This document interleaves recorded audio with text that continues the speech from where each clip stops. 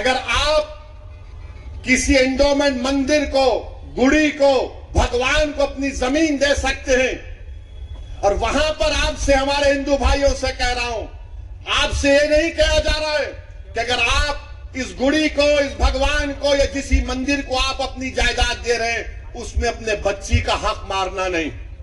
हमसे कहा जा रहा है कि अगर मैं अपनी जायदाद को अल्लाह के नाम पर वक्फ करता हूं, अल्लाह को मालिक बनाता हूं, वक्फ अल औलाद करता हूं, तो मोदी बोल रहे कि बच्चियों का हक नहीं मारना।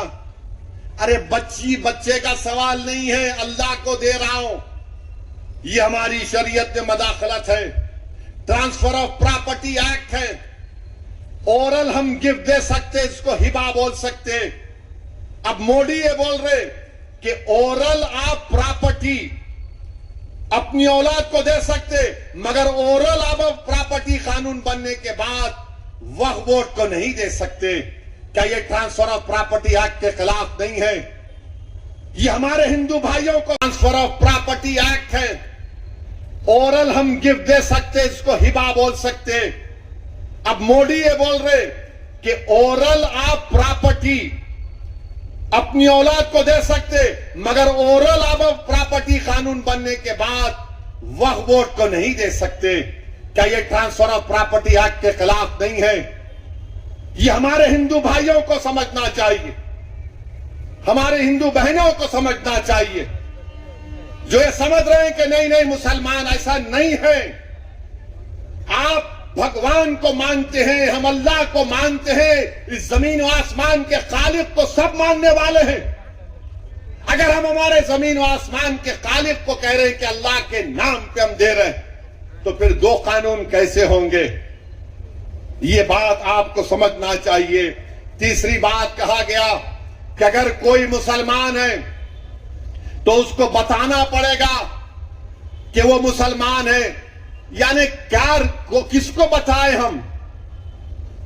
कल जाकर कोई बीजेपी का आदमी निजामाबाद में बोलेगा नहीं नहीं इलियास साहब तुम ये मलगी वक्फ नहीं कर सकते, तो ये काला कानून है जो मुसलमानों से उनकी मस्जिदों को, दरगाहों को, खानखाहों को, कब्रस्तानों को, ईदगाहों को छीनना चाहती है।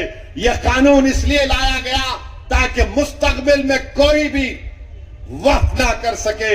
यह कानून इसलिए लाया गया ताकि मुसलमानों को उनकी इबादतगाहों से दूर कर दिया जाए।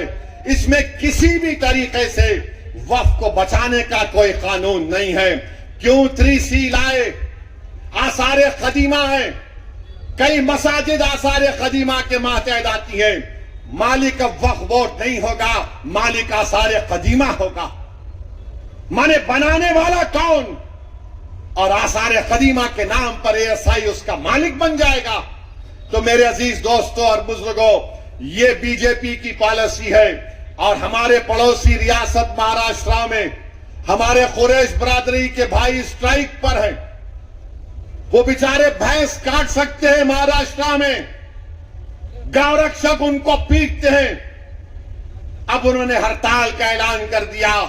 मैंने आज उनसे मुलाकात की और उनसे कहा कि बहुत अच्छा, आप मत करते तो बताओ क्या यह सच नहीं है कि भारत को खतरा पाकिस्तान से है, भारत को खतरा चीन से है?